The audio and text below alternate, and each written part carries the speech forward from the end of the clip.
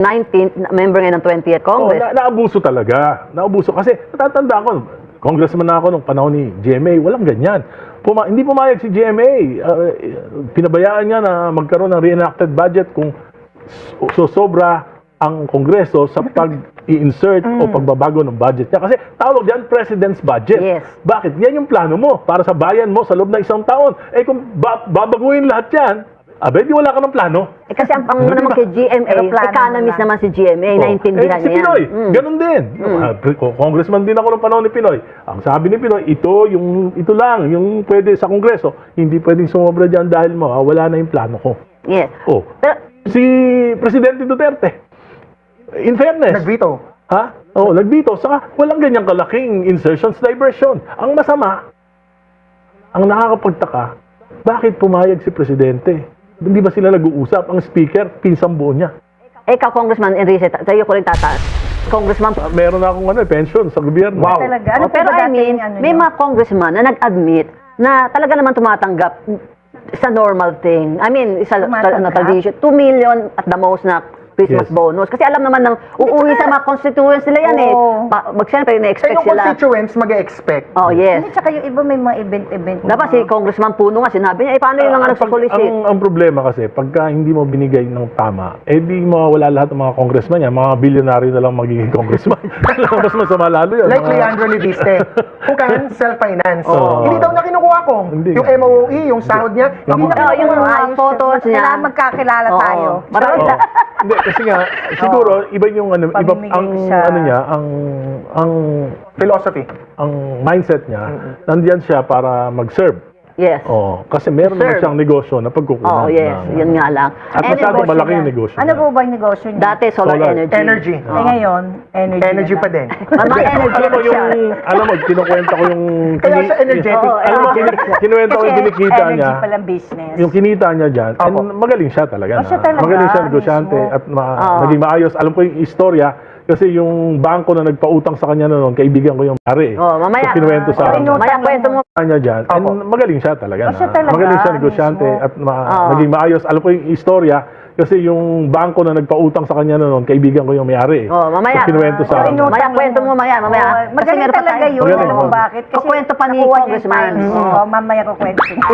Dahil babasahin mo muna yung babasahin mo pa yung mga top news of the past, di ba? Kaya ng ating past week. Yes, oo. Ayan, talaga mag-look back tayo dahil ngayon, Mami Chu, narito ang mga nangungunang balitang iniwan ng year 2025. Mga pasabog ni Leviste, keeps on coming, mga te. Yes, mga issue sa pagkamatay ni Yusek Cabral, patuloy na binubuhay, naudlot na impeachment cases versus VP Sara, madarang dagan nga ba? Madarang dagan ba yan? Pangakong makukulong dahil sa flood control scam na scam. At BICAM approval ng 2026 budget, hindi nga ba aprobado ng mga tao? Grabe ha. Unang topic po natin, umpisahan po natin. Siyempre, ang Sa ating sisimulan. comment Dahil nga, kasimulan na ni Congressman Enrique yung sa BICAM approval ng 2026 budget. Hindi nga ba aprobado to ng mga tao? From your talks with your constituents? Well, hindi naman tao dahil hindi naman naunawaan ng tao yung napaka-komplikado na sistema ng pagbabudget. Ang para sa akin, naunawaan ko yan, mas maayos ang 2026 budget kumpara dun sa tatlong napaka-corrupt na budget, yung 2023, 2024 at 2025. At mas malakas ang minority ngayon, talagang nabusisi namin, inaabot kami ng madaling araw. Kung may nakalusot man lang dyan, very minimal. At madaling ma-check yan ng Oversight Committee pag sa implementation. Pero ang tigas ng ulo ng gobyerno natin, pinasok pa rin yung unprogrammed funds. Ang liwaliwanag nung sinabi ni Justice Hernando dun sa decision ng Supreme Court. Sa PhilHealth, sabi niya, any form of unprogrammed funds, unconstitutional. Wow. So ngayon, pagka hindi binito yan ni Presidente, hindi pa niya naman pinipirma, pero may kahilingan na si Bishop David, si Cardinal David, na sana ibito ng Presidente yan. Kung hindi niya ibibito, I will be forced to file a petition before the Supreme Court questioning the constitutionality of unprogrammed funds. Hindi pa man din, nakahanda ka na doon, Congressman. Pero balikan natin mamaya yan. Balita yan ha, breaking news yan dito ha. Dito lang yan na yan. Kailangan pala magaling tayo sa Pero, Congress. kasi naalala ko yung sinabi ni Congress kanina, na dead na ang ICI. Naalala ko, unang pumasok sa isip ko, yung unfortunately, yung malungkot na balita na hindi inaasahan ng pagpanaw ng Yusek Maria Catalina Cabral. Malaki bang impact ito sa ICI, sir? The whole investigations? Hindi lang sa ICI, sa whole investigation dahil siya yung repository ng mga proponents nung mga insertions. Pero hindi naman imposible kung sincero ang Malacanang. Kaya lang, makikita ko, nagdududa na ako sa sinseridad ng Malacanang dahil tuwing merong lalabas ng mga ebidensya, parang gumugulo lalo. Para bang ayaw talagang malaman yung katotohanan. For example, nung sinabi ni Senator Lacson na hindi involved si Presidente pero involved si ES, involved si Secretary Pangandaman, ayaw namang ipatawag ng Blue Ribbon Committee. At nung magulo, nung sabi ni tinanggal, may sinabing tinanggal siya. Ang sinabi naman ng Malacanang, nag-resign out of delicadeza. So, merong mga pinagtatakpan. Pero ang gusto mong Pero yung imbestigahan. pagtatakip, yung cover-up will require a series of cover-ups. Oo. And then, I'm very sure, later on, it will explode to the face of Malacanang. Pero ang nag-file ka ng resolution na calling for an investigation Yes, to the not Cabral's only death. the death, but the whole circumstances, including yung Cabral files. Okay. What is it? Oo, And who has it? Kasi kailangan malaman natin, hindi lang naman si Yusek Cabral ang nakakaalam diyan. Oh, di ba Meron siya mga marami staff. naman, oo. Doon sa Cabral files na pinakita sa akin ni Congressman Libiste, merong mga pangalan ng mga encoders. Oo, yeah. So Staff level. kailangan, kung magkaroon ng investigation, kailangan ipatawag lahat ng mga encoders. Si Director Bote ng Director for Planning, yun ang kanang kamay ni Yusek Yusek Cabral. Cabral, pwede Oo. ipatawag din Anong yun. status na nung resolution nyo, Kong? Kapapay lang. session na So, next session na yan. January Kaya nga sabi 26. ko, kung gusto talagang malaman na ang katotohanan, dahil may ongoing investigation ng Blue Ribbon, dapat si Senator Lacson, simulan na ito. Kaya lang nagtataka nga ako kung bakit marami siyang pinangalanan, pero parang bumagal bigla yung kanyang investigation. Richie, bakit maraming nasasabi na si Yusek Cabral parang yung bangkay niya, hindi siya yun? Anong hindi ko rin alam. chichismis mo? Diyos ko, rest in peace siya. Hindi ko alam kasi Hindi, ko habang naman gumugulo nakita yung mga lalong paboryando sa mga may pinagtatakpan. Okay. Pero kayo po, sinong presidente nyo nung Si siya Kiko, ngayon? ang Isko Moreno. Action Democratica, no? Yeah. But do you believe, Kong, that Yusek Cabral is dead? Of course, ako, nga I do. eh. But others are saying, baka hindi daw siya. Hindi, ang maraming nagtatanong sa akin, bakit nagpakamatay si Yusek Cabral? Ano ang sagot At doon? nagpakamatay nga ba daw? Maraming anggulo. Anong tingin nyo pong angle? Maraming anggulo. Pero Mahirap, ang congressman, maraming they're supposed to conduct congressional investigation. Let the NBI do their job, yung Yeah. mga forensic na yan, yung police. Trabaho nila yan. Yeah. Ang kongreso, mag-investiga doon sa dapat nilang investigahan. Di ba? In aid of legislation. In aid of legislation. Kung ano Kasi makokorek doon. Kailangan Legal namin, kasi legislation. ang number one kong tinatanong doon, bakit central figure si Yusek Cabral, bakit hindi siya kagad sinecure ng ICI? Bakit hindi siya kagad tinanong? Oo nga, bakit nga ba? Kung interesado talaga ang Malacanang, bakit hindi siya sinecure? Bakit hindi kinuha yung kanyang files? Bakit kailangan manggaling pa ito kay Congressman Libiste at meron na rin kopya ngayon? Yan ngayon ang tanong ko. Bakit May nga ba? buhay naman si Congressman Libiste. Bakit hindi na lang siya ang maganin natin? Yun nga, sa halip na pagdudahan yung kanyang motibo, di imbestigahan. Di ba? Yan naman ang sa tingin ko. Dapat Ipatawag si Director Alex Bote. Yes. At yung mga encoders. Staff sa DPWH. Pag-usapan sa maboteng usapan. Kaya, kaya ngayon, Lahat naman ang mapag-usapan di ba? Pwedeng Basta mabobote. Oo, mabobote. Magbago na rin tayo. Kaya cheers. ang announcement ni Congressman Pero- Libiste, ang problema, ayaw na niya magsalita. Sa January 26 lang daw siya magsasalita uli. Pahinga na daw. Pahinga muna siya dahil Well, ang in-advise ko rin sa kanya yun, sabi ko sa kanya, gawin mo yan sa isang privilege speech para hindi ka, Sa at least Congress. legally, hindi ka mako-question. Pero ayaw daw siya. Oo, hindi nga daw Ipa-privilege siya speech. binigyan. Hindi naman pwede yun. Hindi naman Oo. pwede yun. Lalo Kasi na kung may nabibigyan din. question of, sinabi ko sa kanya, kung merong question of personal and collective privilege, ibig sabihin, it involves your integrity, hindi pwedeng hindi payagan. Pero may mga diskarte yung majority, Kong. Like kayo, nung BICAM. Pero hindi naman nila pwedeng gawin yun. Kina-cut off yung mic. Hindi naman O, pwede nilang gawin yun every time. Oo. Dahil meron din namang pwedeng gawin ng minority. So, ang naano dyan, si Grabe, Congressman Leviste, siya mismo na sinasabi niya, pati nanay niya nasama, na may 1 billion din daw ang nanay 1 niya. billion. Sinabi namin niya naman. Oo, Sinabi niya oo. naman. Alam mo yung insertion, yung insertion, hindi yan masama. Oo. Hindi yan masama. Per se. Amendments yan eh. Oo. Oo, yan Yung din amendments, masama. ginagawa yon during the budget deliberation, plenary deliberation, may period of amendment. Yung insertion, ginagawa yan dun sa small committee ng Kongreso noon at nung BICAM. Hindi sikreto, medyo sikreto. Pero yung amendments, medyo yun. Open yun. For debate. So, for debate. Oo. Pero parehong okay yun. Pero, yung amendments, yung insertion, dapat minor. Pero, itong Puro tatlong insertion, taon, no? nung 19 Congress, walang ganyang klaseng magnitude ng insertion and diversion sa kasaysayan ng Kongreso. At kahit sino naging Pangulo, hindi pumapayag na ganyang kalaki. Si Presidente Marcos lang ang pumayag na merong 1.45 trillion na diversion insertions sa loob ng 3 taon. Yung 3 budget niya, sinalaula ng Kongreso, pinayagan niya. Yun ang problema. Yun ang tanong ko kay Presidente na hanggang ngayon, hindi sinasagot ni Presidente. Pero kayo mga congressman, ang galit na galit at mga senador. Kasi may expose din kayo. Hindi ko alam kasi wala naman ako ng 19 Congress. Oo, yun lang. May problema ngayon. Yung 19th, member ngayon ng 20th Congress. Naabuso talaga. Naabuso. Kasi natatanda ko, congressman na ako nung panahon ni GMA, walang ganyan. Hindi pumayag si GMA.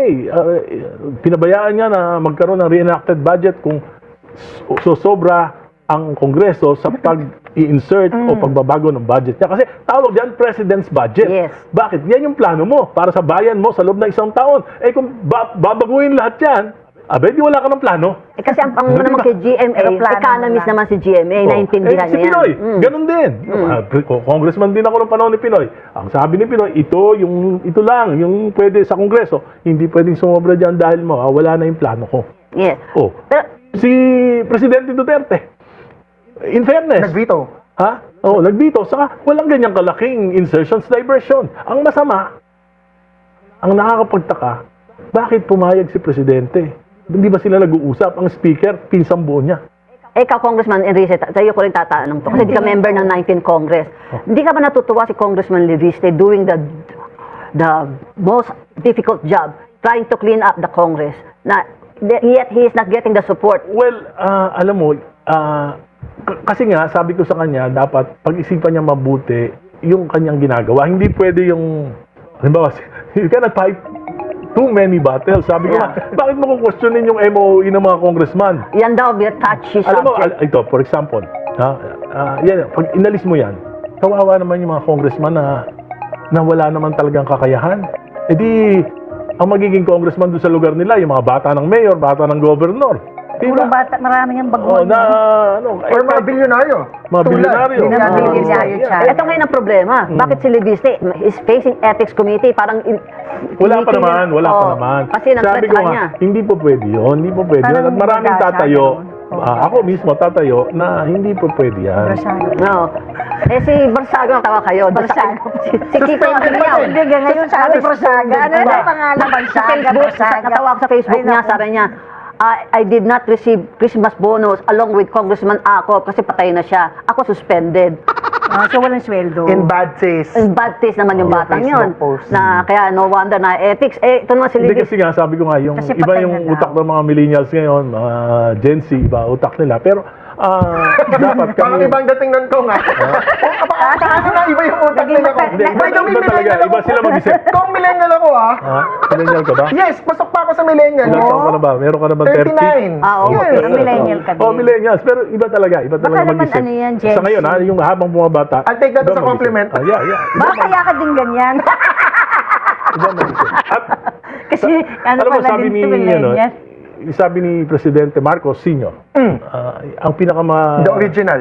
the original, ang sabi niya, ang pinaka advantage daw ng mga bata, pwede magkamali. Oh. Medyo nakakatuwa pa. Pagka kaming matatanda nagkakamali, nakakabuisit na, sarap patayin. There's no reason for you to air, di ba? Kasi you have... Yes. Serious question about the ethics case. Kasi ang allegation ni Kong Terry doon, kung illegal daw yung pagkuha ng Cabral files. Hindi, Or with tanongin natin violence. tanongin natin or force. Tanongin natin si Jose Cabral kung wala na. Kaya nga, Ang pangalan na ngayon, Libiste File, sabi ni Yusek Yusek Castro. Claire Castro. Kasi, di ba, sabi, walang probative value kasi patay na nga yung ano, kaya nga, authenticated. dapat hindi nila i-prejudge dahil may Wala na. kaya nga, Ang pangalan na ngayon, Libiste File, sabi ni Yusek Yusek Claire Castro. Kasi, di ba, sabi, walang probative value kasi patay na nga yung ano, kaya nga, authenticated. dapat hindi nila i-prejudge dahil may risk din naman na malaking ginagawa si Congressman Libiste. Pero- At sinasabi ko, malabo yung ethics complaint na yun. Totoo ba? Kailangan mag-testify si Director Alex Bote. Oo, tingnan natin. Kasi Teka muna. silang dalawa lang daw doon sa loob eh. Tapos nakita naman doon sa video, magkatabi sila, naglalakad sila, may hawak-hawak na files si... Sa bagong 2026 GAA, may nakita ka bang insertion ni Congressman Libiste? O ni Senator Legarda, yung kanyang nanay? Hindi, wala naman. Wala. Kasi nga sa Senado, talagang wala silang ginalaw, hindi sila natakot sila lahat, hindi sila naglagay ng... Meron siguro mga institutional amendments sa mga sa mga departments. Ang insertion na sinasabi na may Congressman Libiste na 1 billion, yung nakaraang budget, di ba? Yes, Hindi yung present. 8 billion. 8 billion pa. Yes. Kasi sabi niya, parang narinig ko, konti lang sa nanay ko, sa ibang Pinakamaliit. Yes, 8 billion yung sa OP, yung sinasabi niya sa OP, Oo, Office of 8 the President. 1 billion yung sa sa sinanay niya, sa sa mother maliit niya. niya. Ang sabi ng Tweety Bird ko dyan, kailangan ko lang sabihin kasi na yung pinakamababa daw si Senator Loren Oo. in terms of insertions. Isa daw yan sa mga dahilan bakit sobrang anti-Cheese Escudero si Senator Loren Oo. Legarda. Kasi- Oo. I mean, real Kasi politics lang naman. 120 billion yung insertions ng Senado nung 2025 GAA. And pinakamaliit. Unprecedented yan. Unprecedented and pinakamalit si Senator Loren. Kaya, nung nagkaroon ng bagong eleksyon, Oh, May yung Senate coup. 2025, ang isa sa mga cheerleader ng Senate President Tito Soto is Senator Loren Legarda. Yun lang naman ang sabi ng Tweety Dahil saka Bird matagal ko. na sila magkakasama na. Yes, Yan. Ay, akala ko sabihin mo kung matagal na sila magkakaawat. Oo, Magkakasama sila. Teka lang, pero maliban dyan kay Yusek Cabral, sino pa pwedeng maghanap ng ebidensya? I mean, magbigay ng file or Kung hahanapin niya, madali eh. Oo, di ba? Bakit kailangan siya lang bang pwedeng Diba? testigo? Kung hahanapin mo, Sino napakasimple nagpapahirap? lang. Napakasimple. Sino ba Pero nagpapahirap? kung ito din lang na ano ko ang mahirap kasi sa Cabral Files, may mga code names daw. Hindi lahat ng proponents, klaro na nakalista yung pangalan. Madali rin, for example, may 1 billion na insertion sa Philippine Coconut Authority, di patawag mo yung 1 billion for seedlings, coconut seedlings. Di patawag mo yung pinaka-head ng PCA. So, pwedeng Diba? gawin yun Pero ni may mga code, may mga code daw, sabi sa akin ni Kong Libiste, Leadership 1, Leadership 2. Oo. Hindi, pero Hindi ba kasabihin ang pinakamaganda talaga, tingnan mo yung project. Ngayon, kung maganda naman yung project, ba't mo pa kailangan imbestigahan? Pero kung substandard, di tatanungin mo na ngayon yun. Marami ka nang pwedeng tanungin kung kanino yun. Kung kanino yun. Kaya madali, hindi yan. Hindi, Pero anyway, hihimayin pa natin itong mga